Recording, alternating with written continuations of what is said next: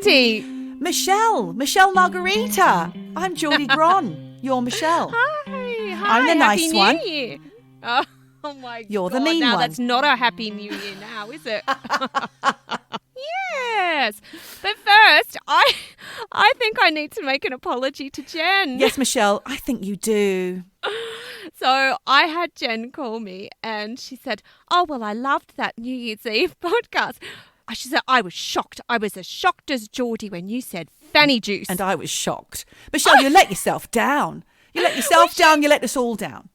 What she said to me, I don't know. She said, I don't know what Andreas is going to think of you. Thank God he doesn't listen to it. Otherwise, he'd be thinking, who have I got myself mixed up with?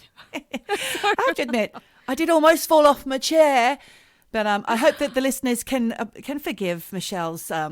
She just forgot that it's probably called something other than, you've just said it again now. Let's just call it what it is, Michelle. It's a discharge. Oh, I think that's even worse. Moving right along. Well, I need to make an apology as well because I unfortunately said that there was a centenary in Australia, and then you put the ad up, which was Celebration of a Nation in 1988. It was a bicentenary. The white settlers arrived 200 years before. That's right. Yes, not Captain James Cook. It was when they sent the other ones out. So I think it was Philip, Captain Arthur God Philip. knows. I don't know. Yeah, who knows? But anyway, well, people do know. It's part of our history, Michelle. We ought to know it. Yes. So that's how they had tall ships coming into the harbour, and it was a big celebration of a nation. Now, I have to say the ad was interesting because who did you recognise in that ad full of Australian stars of the 80s? There was John English, old Panda Eyes. Oh, I saw John English. He was all right. Delvine Delaney. I was going to say Delvine Delaney. She looked quite pretty back then. She was a lovely blonde, girl. Yeah. fresh face. And that was pretty much it. I didn't know who was singing. I didn't know who anyone else was. No, me either. Another quick apology to the listeners because we are just so sorry for our existence. We did say that we were going to do a Hometown Murders extra droppings, and we have decided that actually we're not going to do it because we've spooked the fuck out of ourselves basically on that one, because it turns out this is super sleuthing, not by us but by loyal listeners all over this planet. We have decided that not to do an extra dropping basically because dude is out, we think. So if that's the case, you know what, I kind of feel like he's done his time. There's a prison system for a reason, and I don't really want to be digging up anymore on that particular subject. I'd like to just leave him to live his life, and then we'll move on and talk about other people's horrible stories or other stories. Or Ben Mendelsohn. You'll wonder why we're talking about him all the time. I'll just say one thing. He is our patron saint. I want to say patron. No, that's really not right. No, that's not the right way. Patron. I've got some Ben Mendelsohn facts to kick off the show today, Michelle. Do you really? All right, go for it. Do you remember that we said we were going to acquaint ourselves with his back catalogue? Yes, and in fact, I did watch a movie. What did you watch? I rewatched The Year My Voice Broke. I couldn't find it anywhere. Well, you got to go to the illegal streaming sites. Excuse me. Yeah. Not that I did that, obviously. No, you wouldn't have done that. Of course not. No. I'm an upstanding citizen. But no, I rewatched it and Tell me about it. Oh, God, it was just so beautiful. Literally from the opening scene where you have this spectacular sunrise in Braidwood. It is a really gorgeous little town. Let me just quickly interrupt you. I love Braidwood and Mongalo me too. And the surrounding areas. Oh, it's absolutely stunning. I mean, this was filmed in, I think, 87. Was it? Same as the Pike murder. Ooh. Yes. And it's just so beautiful. I mean, like the southern tablelands, so stark and desolate with these beautiful gum trees. You see the heat shimmering on film, and it's such a beautiful coming of age film, but really kind of sad too. Oh, don't tell me what happens because I've never seen it. I won't, but Ben Mendelsohn's hilarious because he's basically the town thug and he's a bit thick in this film. I mean, like totally buff. It's funny you should say that. Okay, what have you got? Well, I keep making comments that he guest starred in a country practice. Now, that's just me being facetious, because a country practice, in case you aren't Australian or if you're under 30, you won't know what it is. It's a sleepy little town called Wandon Valley. It's one of those Aussie soap operas that was on of an evening, like 7:30. My whole family used to sit down to watch it. We loved it. I particularly love to sing along to the theme tune like this. Country practice, Lorraine Wenzel. No, what was it? Lorraine Desmond, Brian Wenzel, Jane Portier. We used to do that. But I loved it. And I thought, now, of course he hasn't. I looked through his CV. He hasn't put a country practice down on his CV. Thanks, Ben, for not doing that. Because I had to read through a country practice timeline, which was about an hour of my life lost. And I discovered such facts as Baz Luhrmann guest starred. Whoa. Yep. Okay. Nicole Kidman's guest starred. And I remember her episode. I think she was glue sniffing. Oh, my God. But the thing is, they don't put, it was a rite of... He did guest star. Rite of passage. He did it. But he did? Yes. That's what I mean. Thanks, Ben, for not putting it on your CV. You could have saved me a lot of time. I thought he was in Flying Doctors. You made a joke about that, and I thought, yeah, ha, ha, ha. But actually, I think he was in an episode of Flying Doctors. I didn't used to watch that one. We didn't get that. We only had two stations in our little town. Yeah, me too. We only had two. But I remember Flying Doctors. Maybe it was from reruns. I don't know. But apparently Ben was in an episode of Flying Doctors. Oh, really? Probably as the town thug, which I'll get to in a minute. But just before we move on from a country practice, I wanted to say that I once met the stars of a country practice at the point where I didn't care anymore. I was probably about 15, 16. My friend Nat and I got dropped off at the Nelligan Fun Day. And there was some stars like Brian Wenzel, who played the town cop, who was married to Shirley, who was the local receptionist of the vet practice, which it was all about. And we walked around with water pistols and signs that said Brill on one side and Dull on the other. And we thought we were hilarious. So Brian talked to us and said, "What's that you got there, a water pistol?" And we were like, Dull or Brill with our signs. So ridiculous. I'm a little bit embarrassed about that. But listen, I didn't watch what's it called? The year my voice broke, or Bloodline, or anything amazing that he's been in. I did, however, watch the trailer for The Henderson Kids. Which was... I don't even remember Ben Mendelsohn's breakout role is about two city teens whose mum gets hit by a truck. So they have to move to Haven Bay, population 300. It's a seaside town, probably very similar to where I grew up. And their uncle who has to care for them is the local cop. So that means that the bad boy gang, led by Ben Mendelsohn... Oh, he's a bad boy. They don't like the cops' kids. So there's one scene where he goes, "You two better watch out. We don't like Hendersons around here." I loved it. And he's wearing a denim jerkin and he's bashing his BMX into the Hendersons. What's a jerkin? It's a little cut-off denim jacket. A jerkin is like a little gilet. vest. Like a gilet, yeah. Oh, a little denim He's gilet. rocking the gilet. But he didn't, I don't think he might. Jerkin. Oh, Kylie Minogue was in this one as well. And she was playing the town bike, I think. I'm not sure. She looked quite slutty. I'm not sure. Oh. No. Very dark dyed red hair and a lot of makeup. Oh, she sounds like Nicole Kidman. No, really? What? Yeah. Well, she's got dyed red hair because remember back in those days she had the curls. I loved those curls. Well, I like Nicole Kidman's curls. I actually That's what I'm begged talking Jen about. for a home. Who are we talking about? You said Kylie Minogue. Yeah, and then you said Nicole Kidman, didn't you? I said, yes, because you said Nicole... No, you said Kylie Minogue had red hair in this. Yeah, but it's not natural. It's dyed. Like yes, plum. but then she looks like Nicole Kidman. No, she doesn't look anything like Nicole Kidman. No. Oh, well, right. It's pre-work. Right. It's Kylie pre-work, so she doesn't look anything like... Well, no, she looks normal. Yeah. Or like the town. Oh. The town. Smart mouth. Let's call her a smart mouth. But they've got some great vintage colloquialisms in there, like grouse. And grouse. You dag. Oh, you dag. I Yeah. remember dag. And what about this one, Michelle? You've got Buckleys. Oh, Now, Buckley. Can you explain what that means? Yeah, it means no chance. Yeah. What is it? You Why got do they Buckleys, say mate. Buckleys though? No idea. But do you remember when you'd get really upset about someone, and then your friend would be like, oh, stop being so cutting. And they do the little scissor action. Yeah. Oh, Michelle's man, cut. she's Michelle's she's cut. so cut. Oh, Michelle, have a tear. Have a tear. Have a tear. And then Never did that one. No? Oh, Michelle's No. having a tear. No? No. That, What about get a big black dog up here? Did you have that one? everyone had that one. He did. Get a big black dog. Young girls saying that in the toilets, in the girls' toilets. That's terrible. Oh, you scrag. You mole.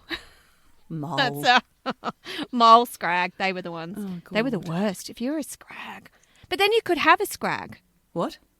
You could have a scrag. That means you'd have a fight. Girl fight was a scrag, wasn't it? Yeah, a scrag. Yep. Oh, the good old days. They were the days. God knows how we got through them, Michelle. Such sensitive souls as you and I. I know. Well, it's... I don't know why, but I just thought about scungees. Oh, scungees were the little black pairs of pants that you put over your actual pants. So when the boys lift your skirt up, they don't get to see your actual pants. No, they just see a pair of scungees. A little pair of black netball knickers. Well, we had blue because we at Kaleen High we had blue, but yeah, I had the blue scungees under. Do you remember the sports skirts? PE skirt, Pleated flat front, yeah. Weird clip fastening, pleats all around the back. Hated that They're skirt. expensive. Oh, I love them. I had to beg Jen, please, Jen, I need one of those PE skirts. Well, you had to have one. It was no, was you could the just wear your uniform. scungees. You can't just wear walk your around in scungees. Well, for PE you could. So just pants At and a my school. vest. And a t-shirt.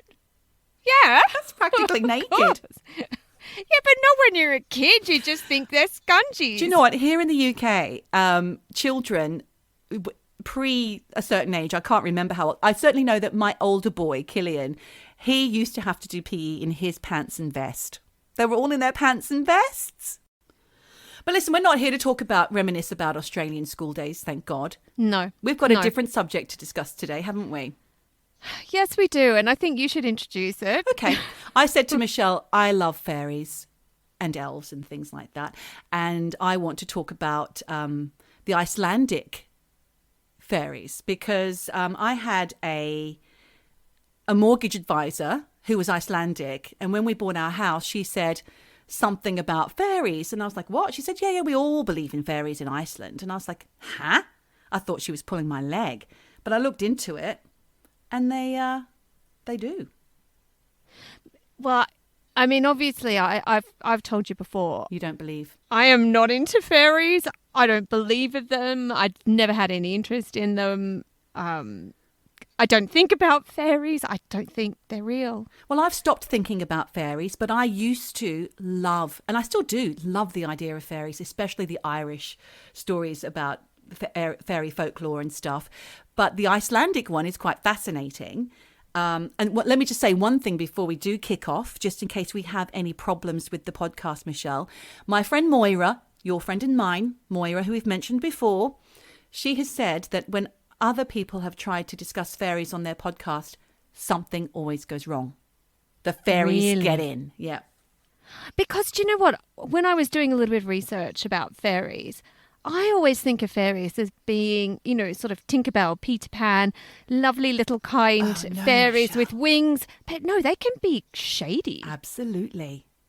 I had no idea. Yeah. So do you want to hear about the Huldufólk? That sounds very Swedish, actually. But It's yeah, Icelandic. So Yeah. apologies to all the Icelandic people out there while I murder your language. But basically they are, Huldufólk mean hidden people. And they're also known as Olva or elves. Okay. So, Yep. but actually I think there's two. And they date, so there's either the Olva or the Huldufólk. And they date back to the Middle Ages in Iceland.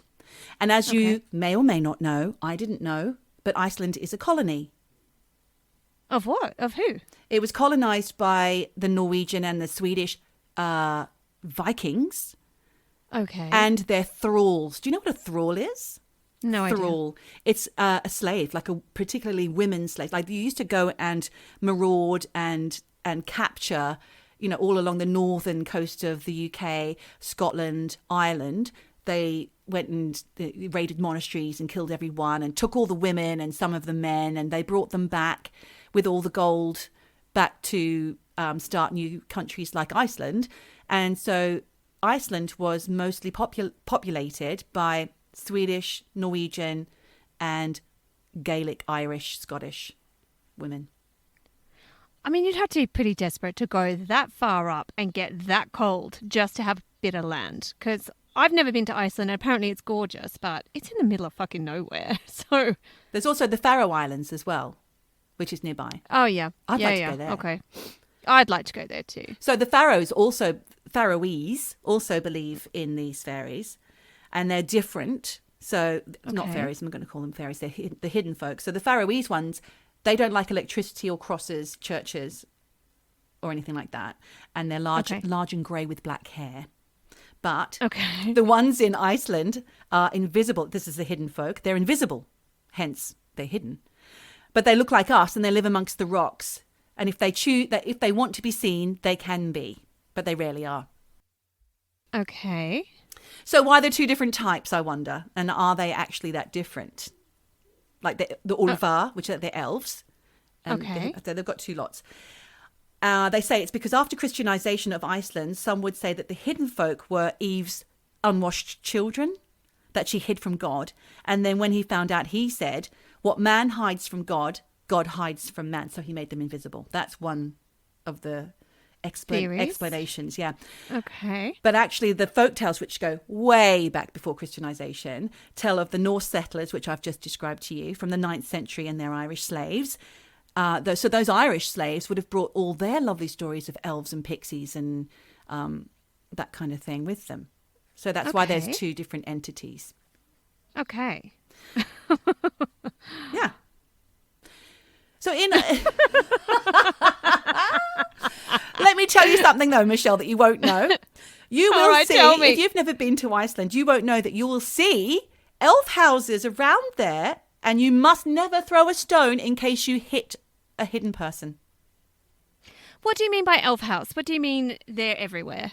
Well, have you been, by the way? No, I haven't, but I looked at lots of documentaries and travel logs on YouTube for this. And yeah, there are lots of little elf houses, but they've been made by people. Like, here's a little elf house. I mean, it's great for tourism. Of course. It's great for tourism. Of course. And that 10% of the population do actually believe in them, like properly believe in them. 10% don't. So that's equal. 10% each way. The rest can't decide, but they won't say no for fear of upsetting the hidden folk and the Ulva. Okay, so it's quite deeply entrenched in their culture. Absolutely, Michelle. Absolutely. There's a bloke called Terry Gunnell he's an elf expert, but I called him an elf-spurt. I thought that was quite funny. He says that the landscape of Iceland, and this makes absolute sense when you look at these documentaries and stuff, because, I really want to go there now. It's so dramatic. And when your home can be destroyed by things that you can't see, like maybe, the weather, whatever, it's easier to explain the ability to believe in these little creatures, you see. And some people are concerned, but it's good for tourism. Yeah, so some Icelanders think that they don't really want to be promoting this "we believe in fairies" because they want to be taken seriously, Yeah. And they think that the rest of the world will laugh at them. But actually, when you're in Iceland talking about fairies, people won't think that you're crazy, if you see what I mean. Yeah, I guess if it's a cultural thing, and certainly, I've seen some Icelandic crime dramas. Oh, and what was that one called that we liked? Hidden. Trapped. Not hidden. Trapped. What? One track mind. Oh, trapped with that big handsome bear of a man who's the lead in it. Oh, I do love him. He's the actor that's in all the Icelandic shows. Of course, because he's incredible. Oh, I love him. There was actually a scene in, I think it was series 2, where one of the elder ladies in the community was talking about elves. Not so much elves, but just this folkloric, nod to, I think, spirits and this culture they have of believing in sort of the netherworld of spirits. That's funny. I don't remember that. Yeah, it was series 2. But I think also that you never know with translation. It could have been elf, and maybe the translator was like, okay, that's too weird. I'm not putting elf in. I'm going to put spirits. Like, I don't know. Right. But yeah, there was, it is very much a part of their culture. And it's the same, it's the same in Sweden too, to a point. A little bit, yeah. Well, they take it so seriously that during a road construction in 1971, a bulldozer broke down. The driver placed the blame on the elves living in the large rock that he was trying to bulldoze. Despite locals not having been made aware of any elves living in the rock, newspapers ran with that story, thus starting the myth that Icelandic road construction was often impeded by elves. Okay. Do you know what? It is bizarre. That it's they believe in bizarre that? that grown people in this day and age can think that an elf will block a road. I like the idea. Construction. And I'll tell you why in a minute. Because then later on in 1982, 150 Icelanders went to the NATO base in, here we go, Keflavik, hopefully that's right, to look for elves who might be endangered by American Phantom jets and reconnaissance planes. So, that is 150 Icelanders going to rescue some elves from the American naval base. That's amazing, right? Oh, it's insane. 2004. It's nuts. There's more. Yeah. 2004, this aluminium company called Alcoa had to have a government expert certify that their chosen building site was free of archaeological sites, very much like the traditional owners in Australia when the miners come into Western Australia. Yep. And that's fair enough, and we absolutely back that. And they believe in spirits, don't they? So they do. Yeah. Yes. Including so basically they had to get these experts in before they could start work to find out that there were no archaeological sites, including ones related to Huldufólk folklore, before they could build an aluminium smelter in Iceland. Okay, so do you know what? You were just talking about Australian. Australian folklore for, the Aborigines. And I think it's different because you're talking about sort of first Australians and there are people. Whereas, and they have these beliefs about spirits. But the Icelandic people, They're a colony. But it's not as if they are harking back to like the first settlers, or actually not even first settlers, for the indigenous people of Iceland, Like the Samis or whoever were there. Yeah, first. it's not even. No, it's not even that. So it just seems a bit nuts. I can't get into it. I can't believe that it would really be such a strong cultural influence on a society. I know. Well, bizarre. In 2011, elves or Huldufólk were believed by some to be responsible for an incident in Bolungarvík. Don't know if I've got that right. No, probably not. Where rocks rained down on residential streets. Rocks were raining down. You would have to be blaming some kind of supernatural force for that. And if you already believed in elves, or if 10% of you did, the other 10% would be like, maybe. There's no other explanation. I would love to talk to an Icelandic person and ask them really what they think, and if there was something from their grandmother that influenced them, and if they believe it or not, because it just sounds insane. Do you know what? Perhaps we should send this to the one Icelandic person that I know, and I'll ask him to get back to us. That's a good idea. I didn't if even you're listening. think. Björkvin, his name is. Oh, I love that name. You know him. Do you remember we were sitting around in a pub once and we were talking about sheep's stomachs and rotting bits of shark meat? He was telling you all about the lovely things that you can eat when you visit. Gotta go. Sounds amazing. Great cuisine. Hang on. Going back to I want to talk more about this road construction, because in 2013, Michelle, there was a proposed road construction, and that was stopped as well because elf supporters and environmental groups protested, stating that the road would destroy the habitat of elves and local cultural sites. So basically, the point of it all, and I like this as a point, is that it teaches the Icelandic people and the government have to take heed, because so many people are into it, to have respect for nature and the environment. Yeah. But you can do that without believing in elves. Well, if you got to do what you got to do, because a lot of people don't. They don't take it seriously. No, they don't. But, And they've got such an amazing country, like you said before. They've got the Northern Lights, they've got geysers, they've got barren rocky landscapes, lava fields, and these beaches with jet black sand. It's stunning. Yeah, yeah. I mean, I really would love to go there, but I'd never make it past Sweden because that's where you've got to stop. That's where we always have to stop. And I love it. I absolutely love One Sweden. day when all the borders are open again. But I did hear today a very depressing thing from an Australian friend, and that is that we can just forget about travelling at all until 2022. Yeah. I kind of thought that was pretty much the case. That's especially heartbreaking. going back home. Forget it. Yeah. Anyway. But there's elf churches all around the country. What? Yeah.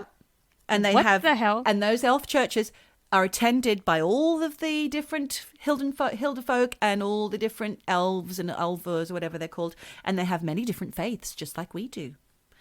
Okay. There's an elf garden in Reykjavik, and there's a lady called Raga who has been a pal. She's been pals with elves since she was little, and she's got a little imaginary friend. And she loves to talk. I've seen her in about 3 or 4 different documentaries. So she communes with these guys constantly, all day long. They help her to do tarot readings. They've given her recipes for tea that she likes to serve the people when they come to the elf garden. And best of all, there's an elf school. What the fuck? There's a website. I'm going to read you a little bit from the website. Okay, it says, All right. Are you interested in elves? Did you know that 54% of the Icelandic nation believes that elves exist? And would you love to spend one pleasant afternoon listening to true stories of friendship between elves and hidden people and Icelanders in recent times, and eat pancakes and drink coffee or tea in the meanwhile? Then the elf school might be for you. Oh my God. That's a Honestly, selling point. I just Pancakes and coffee? It's just PR nonsense. Come on. I think we're getting to the crux of the matter here, Michelle. Now, this elf school guy, the headmaster, whose name is so complicated, I'm not even going to attempt it. No, he's also, like Raga, he was in lots of the travelogues as well. He says that 90% of witnesses, people who've actually seen the elves, are psychic. There's around 1,200 people who've said they've seen them. And there are photos and gifts from the elves as proof. And I guess you'll see them once you pay your admission fee to elf school. Of course you have to pay an admission fee. I guess you don't get those pancakes for free. No, exactly. Pancakes cost money, man. Anyway, he says, I've met more than 900 Icelanders and 500 foreigners from 40 countries that have seen elves. 380, he's got lots of stats. 380 have talked to them. 170 talked with them more than once. 65 or 70 have had a lifetime friendship with them. And 15 or 16 have been invited into their houses in another dimension, he says. Now, that's what they think. They are alongside us at all times in another dimension, but they seem to be aware of us, and only a certain percentage of us seem to be aware of them. Yeah, but this also connects back to angels and spirits. Is it just shades of the same thing? Because, maybe it doesn't matter what you call them. Maybe you have to believe in, they reveal themselves to the believers. Yeah. I don't know. I mean, I would have nothing reveal itself to me because I really don't believe in any of these. Oh, Michelle. I'm a skeptic. I really am. You don't have to believe, I suppose, but it is fun to believe in them. But anyway, it is fun. This headmaster goes on to say, when he's talking to the hidden people, they have conversations. And when he was asked about what the conversations are about, they always ask, humans, why do you pollute so much? You have to stop this global warming and stop this pollution and stop this destroying the atmosphere. You will kill yourselves and you will also kill us and all the other dimensions too if you don't change. There's a message. Yeah, there is a message right there. Greta Thunberg would be very happy to hear that message. Absolutely.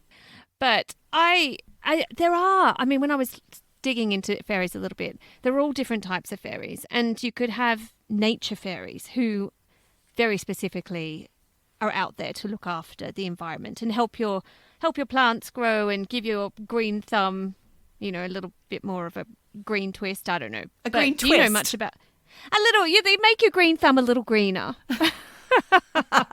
But do you know much about these? What, the nature fairies? No, I don't really. I know a little bit about the Irish fairies and stories. Like when I've been in Ireland, because I've got family in Ireland, whenever I go there, years ago actually, for the first time in my life, I heard a fox screaming in the night, and I didn't know it was a fox. And my brother-in-law was also there. He's Irish. And we were both working on a film at the time, Braveheart. And the next day I went in to do the makeup for all the boys who were they were from the army, they were the extras. So I was doing their makeup.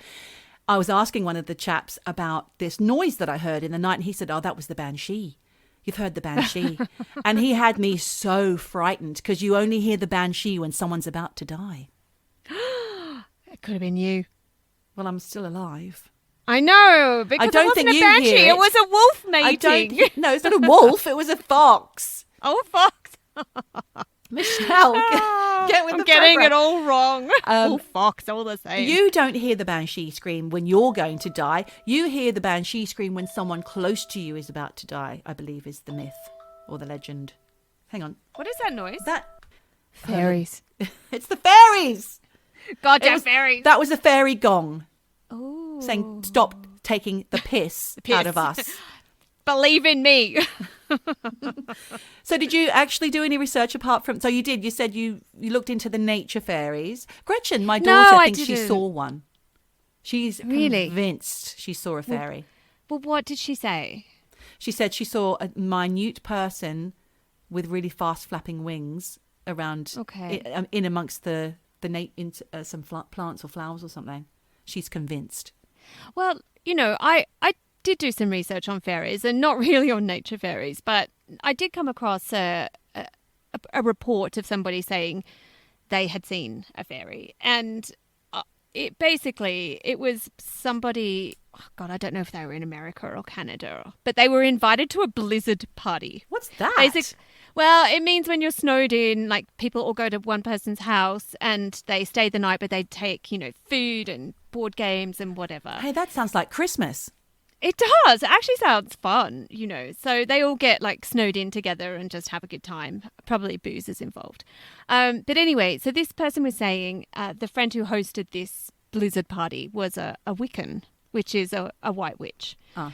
And the host had all these books on like magic and fairies and ghosts and whatever. This person like had a little flick through but didn't think anything of it. Now, I say this part of the story because I think these things can infiltrate your mind, especially maybe after you've had some booze at a blizzard party. But anyway, so this person said they were asleep and then they woke up and felt something on the bed, kind of like when you feel a cat jumping on We your talked bed. about this in a previous podcast, didn't we? The incubus succubus episode. Well, they say it wasn't that, but it basically, they just felt something walking up towards their face. And this person said they could move, but they didn't want to sit up. So they kept their eyes open, tried to stay calm. And then what they saw was this tiny little person dressed in black with long hair, about a foot high. So not that small, but because I was thinking, what, like 2 inches? Like when you see little Peter Pan style fairy. But I'm sorry, Michelle, but in my mind, I'm seeing... Do you remember The Ring, that Japanese horror film with the... I never saw it. Lady with the long black hair? I'm seeing that. I'm seeing that in my head. Okay, That's well, frightening. I haven't seen it, but I've seen the trailer for that, and that is fucking terrifying. Yep. Yeah. Okay, well, maybe this is. But they were saying, basically, this little humanoid... They call them boggets. I think that's the Really? bad one. Yeah, I think so. I might be wrong. Oh, Right in. anything with the word bog, it's not a nice word. Anyway, so this thing was like striding up the bed. Ew. And it was kind of spindly, but well proportioned. And even though it looked kind of androgynous, this person says they could sense that it was a male. Oh. And anyway, basically, it just went up over this person's head. He wasn't trying it on, Walked was across he? the pillow. No, there was no sex. Oh. Well, Geordie. And then basically it just hit the bookshelf. And What? Well, it jumped off the pillow and hit the bookshelf. Oh, so he hurt himself.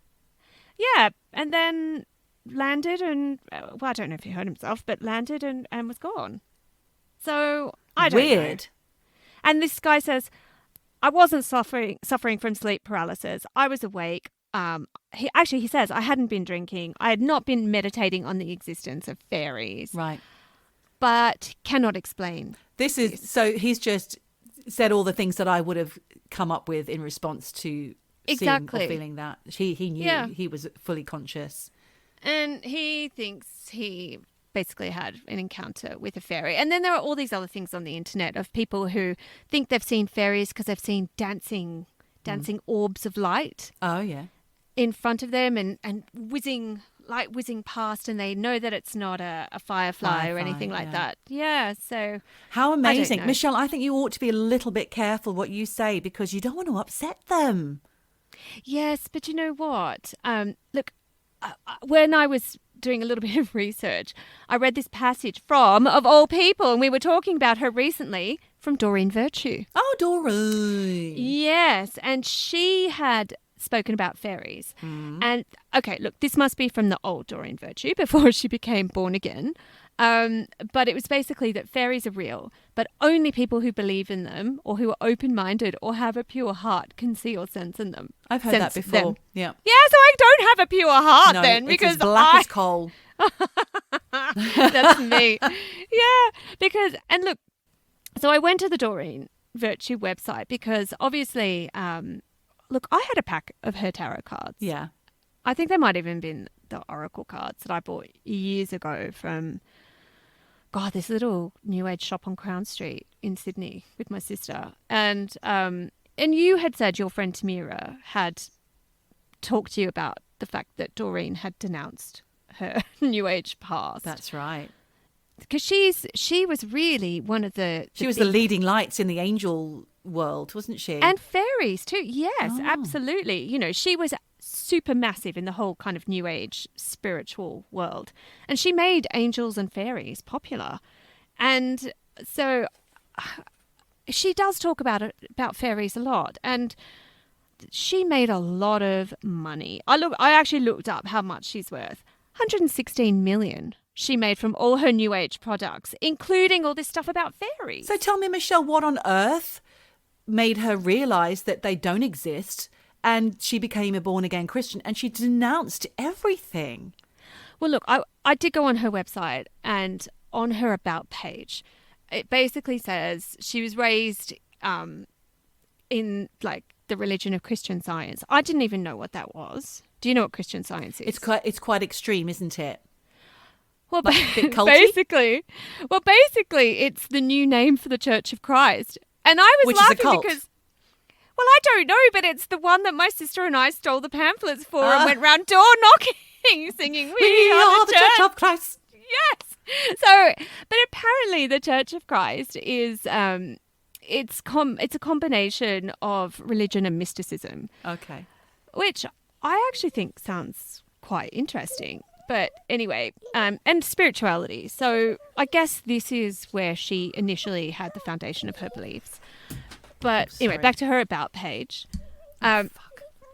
Sorry. Can okay? continue? I want to hear about this, but I'm getting excited back here and I'm knocking things left, right and centre. Maybe it's the fairies in the room. The fairies are fucking you up. So look, she was the queen of the New Age, and she literally was the top-selling New Age author pretty much of all time. I think even more than Donna Hay and all that lot. But she thinks she was deceived. And basically, Jesus called her. Like, not on the phone, but like she had this calling. Doreen! Doreen! But she had this calling and she felt that she had been a sinner. Because of all the angel talk and the fairy talk. Yes. And making all that cash out of them as well. I bet that's not on. Oh, well, I mean, she's not giving it back, is she? Who's giving back 116 million? No one's giving that money back. But she's now studying theology, and she renounced everything she's ever done related to anything New Age. When was this? This was basically, she said for 58 years she believed in this New Age thing. And I think now she's like in her mid-60s.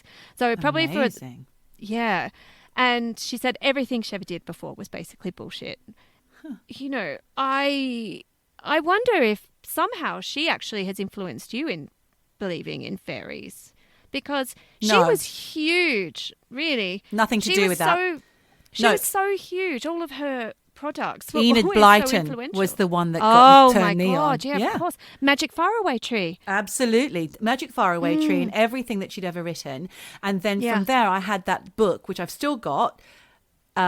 It's like the Encyclopedia of Fairies, which I discovered in a charity shop when I was about 15. And I've been devoted to that ever since. And then, of course, my affiliation with Ireland. Whenever I go to Ireland, people will tell. They in an Icelandic way, almost sort of believe a little bit as well. Yes, I don't know too much about that, but you probably do. They definitely have, yes. Well, leprechauns. Well, they've mate, got them. Like rainbow at the end. That's it. Pot of gold at the end of the rainbow. Four-leaf Yeah. clovers, all of it. Yeah. Well, do you know what? When I was going through the internet, I found this thing because I was looking up fairies and I was like, what the fuck is this? So basically, there is a fairy census. What's that? Yeah, it's a report from 2014 to 2017.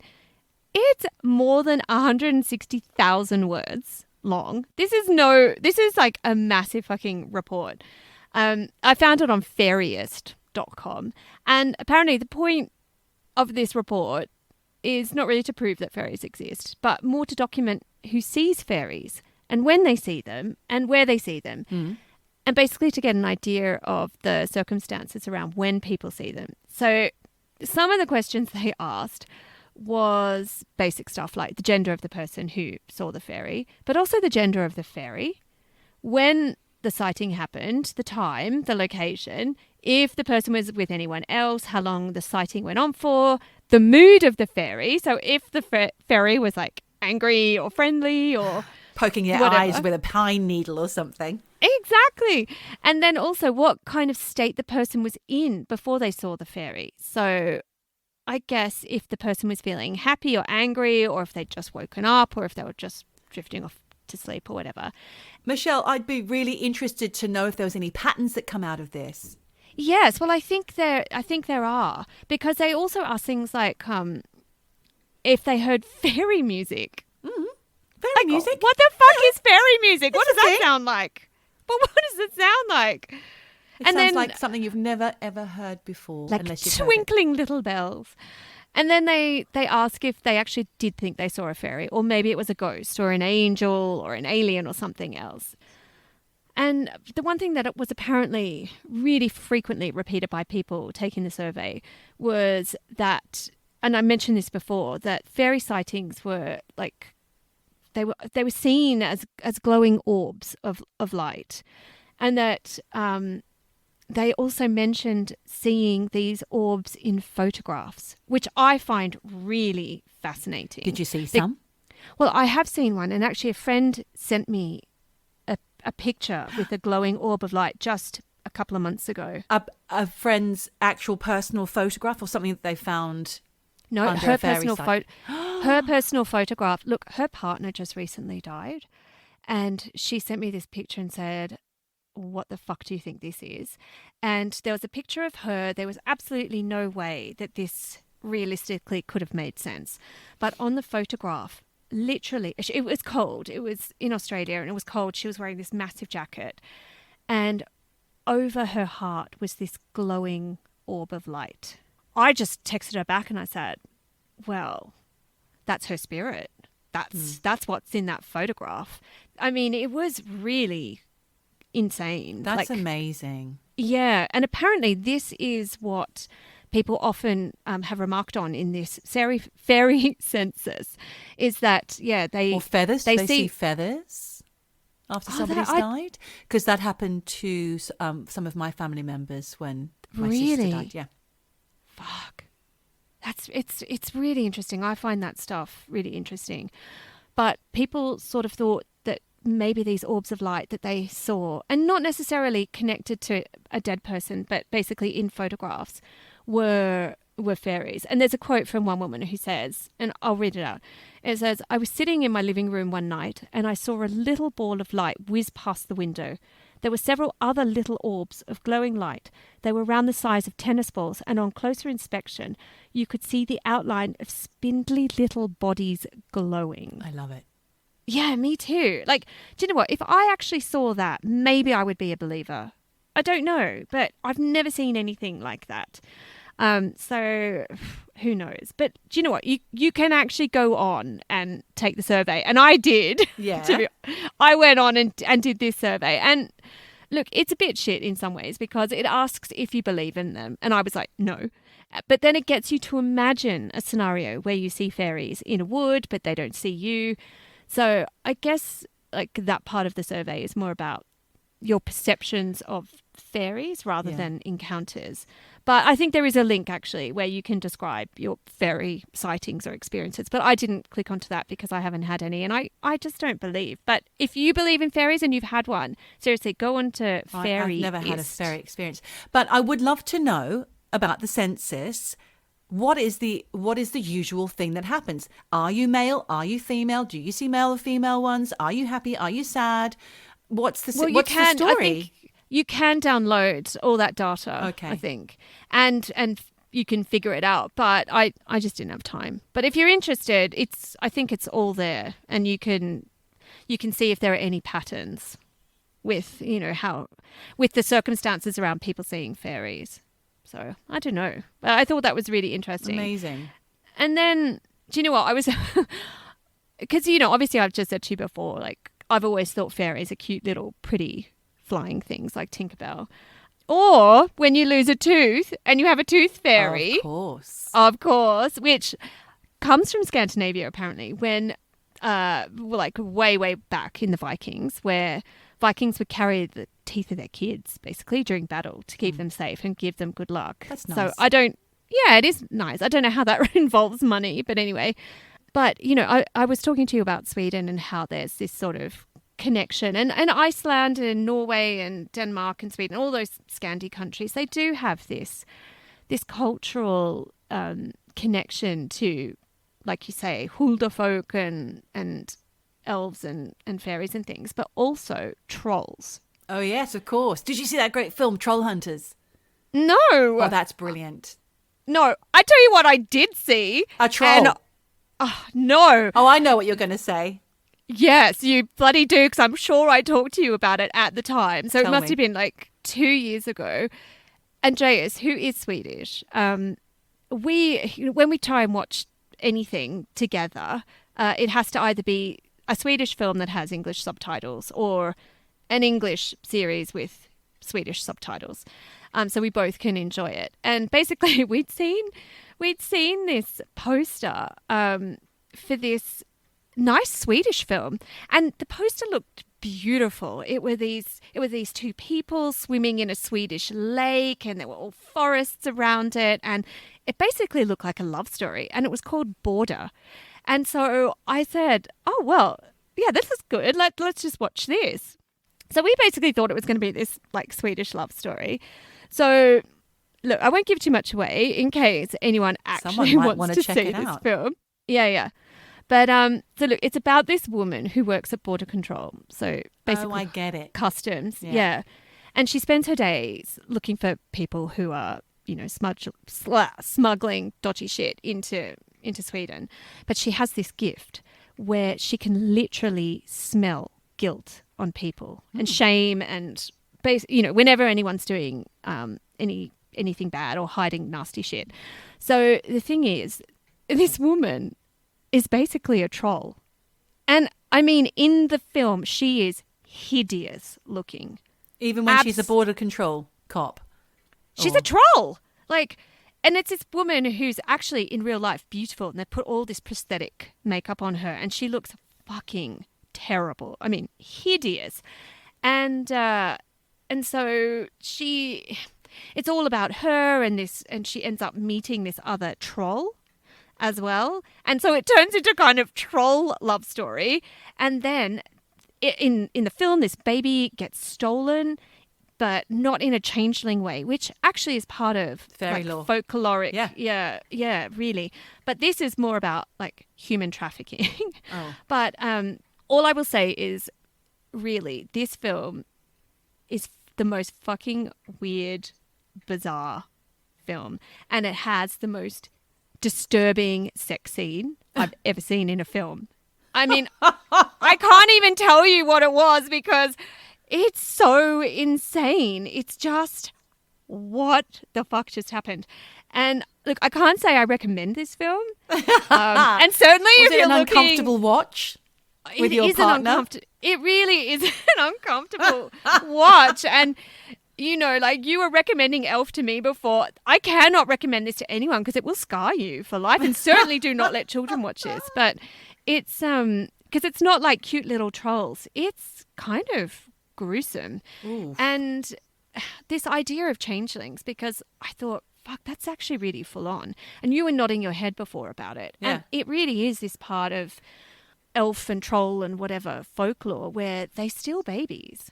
So, and this is in like the UK, Scotland, Wales, like they have this idea of changelings. And basically the trolls steal a human baby and put a troll baby in the place of this human baby. So, I mean, can you imagine? Like, so if you've got a baby that's crying, it's a bit unattractive, it's shitting all the time and always hungry, it's obviously basically a troll. I think that started in Ireland, and I think that's because if they've had a baby that they're not particularly proud of, they can say it's changeling. Yeah, and you know what? I actually read that in Norway, centuries ago, children with deformities that were usually caused by rickets were, if you got that child, it was blamed on the Huldufólk. Yeah, it's not your fault, it's someone else. No, it's someone else's fault. So God. Just kind of that's kind bad of a form. bit creepy. Yeah, it is creepy. It's not good. But then I thought about when you were talking about hidden people. Do you, and this is nothing to do with trolls and nothing to do with fairies, but do you remember, and this was back in the 90s, I think, mole people? No. The Mole People of New York. Oh, yes, there was a film. Yeah. Oh. It was a documentary, and also this woman back... Was it I'm like sure a it was fake the documentary? 90s. Well, she's later been discredited. Okay. But I mean, the basic facts of mole people are true. That, you know, it was this woman did an expose, and look, from memory, she kind of did this article that made people realize that underneath New York, where all the old metro subway stations that had been disused and closed, there were all of these homeless people living underground because, you know, especially in New York in winter. I mean, it's fucking cold. I've been there in winter. I had a whole like massive, you know, like time when I was there during that period, and it's freezing. And if you're homeless, of course, if you're not going to stay like on the street in the snow when you can go underground and be like warm and dry inside a subway tunnel with all these other people. But it's dark. And this is why they're mole people, because there's no light, you know. So they live under there, and yeah, I mean, there are whole families that live down there with cats and everything, you know, like wow. yeah, really scary. Not that they're hidden people, but in society they are. They are the hidden people of our society. Yeah. Well, of American society. And it's crazy that above ground, New York, one of the richest, most splendid cities in the world, has this kind of literally dark subterranean culture right underneath your feet. Yeah. Yeah, so. Look beneath the surface.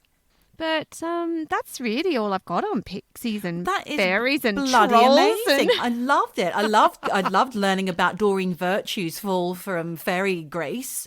Yeah, I know. Shunning. But this could happen to any of us. Can you? I mean, not me. But what, becoming born-again Christian and denouncing your entire life up to that point? Yeah. I hope it doesn't happen to me.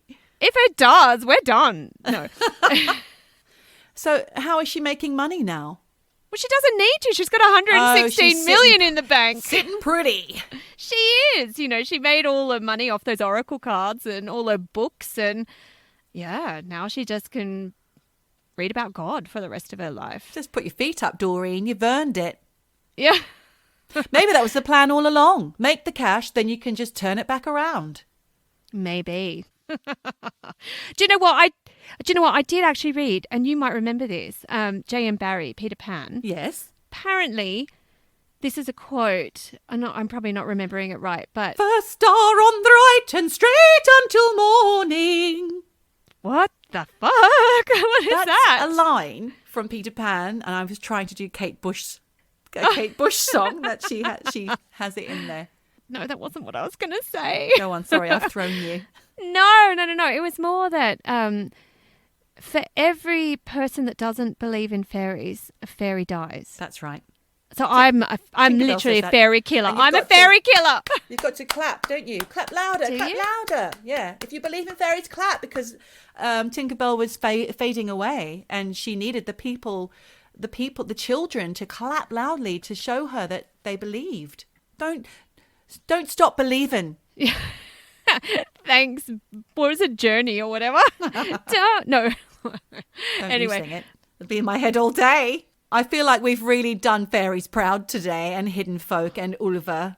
I don't know, but I would love to see one. Look, if I saw a fairy, I wouldn't say no. And actually, do you know what? She'll never turn you down. So fairies and elves out there, please get in touch. Michelle Margarita is waiting for your call. Yes, do write in, fairies. Actually, we'd love to hear from any eavesdroppers who are listening and enjoying the show. We had a really beautiful message from an old friend, Naomi, the other day, and that absolutely made both our days to hear that we are, touching people's lives. Well, it's nice to hear that, well, A, someone actually listens, and B, that someone got something out of it, because, we're just literally talking shit. We are, but we're open to any conversation starters, guys. If you want to get in touch via the Facebook page, please do. Yes. And on that note, adios. Farewell. Eavesdropping, eavesdropping, dropping, eavesdropping, dropping, eavesdropping, eavesdropping, dropping, eavesdropping.